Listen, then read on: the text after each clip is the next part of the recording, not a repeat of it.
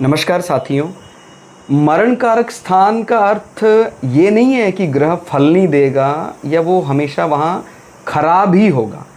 भाई ग्रह का अपना एक डिफ़ॉल्ट हमने एक हायरार्की एक ऑर्डर बनाया है। कोई किंग है और उसमें कोई सर्वेंट है, तो अलग अलग है। अब किंग को बाय डिफ़ॉल्ट वहाँ अच्छा नहीं लगता है तो वो चीज़ समझनी है हमें, या सर्वेंट को कहाँ अच्छा नहीं लगता है तो वो समझने के लिए हमने मरण कारक स्थान के बारे में बताया था। इसका अर्थ ये नहीं है कि वहाँ फल नहीं देगा, शून्य हो जाएगा, खराब हो जाएगा।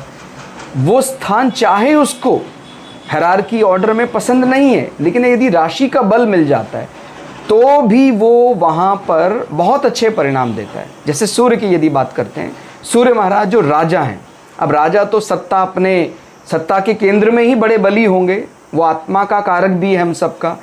तो यदि सूर्य महाराज लग्न में बैठ जाएं और आपके ऑफिस प्रमाइसेस में बैठे हैं तो बहुत बली है।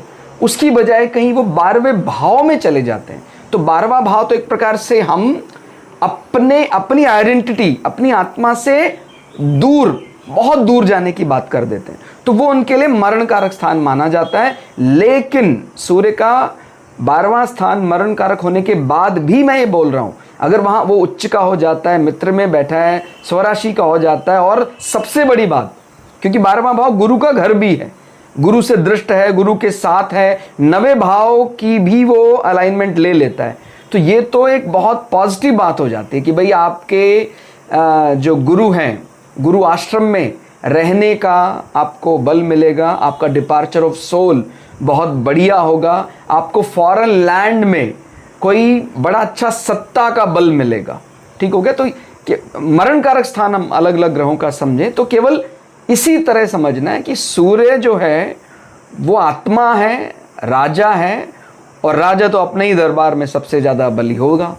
राजा को अब दूसरे के राष्ट्र में बैठा देंगे तो उसको अगर आप कनेक्ट कर पाएंगे तो आपको कभी भी फलित करने में दिक्कत नहीं आएगी। तो मरण कारक स्थान समझकर, फिर राशि का बल समझकर फिर फलित करना है तो आपको समस्या नहीं होगी। धन्यवाद।